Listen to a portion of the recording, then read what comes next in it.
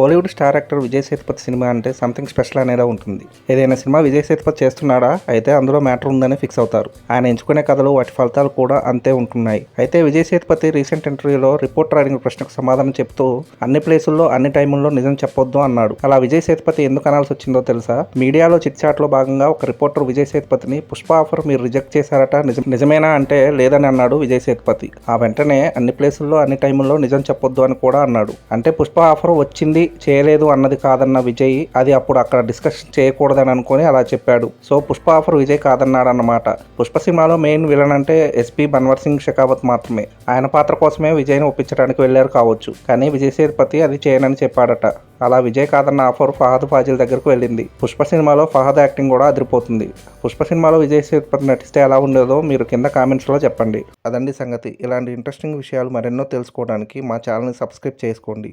మా వీడియోస్కి లైక్ చేసి పక్కనే ఉన్న బెల్ ఐకాన్ క్లిక్ చేయడంతో మా వీడియోస్ మీకు నోటిఫికేషన్ రూపంలో వస్తాయి.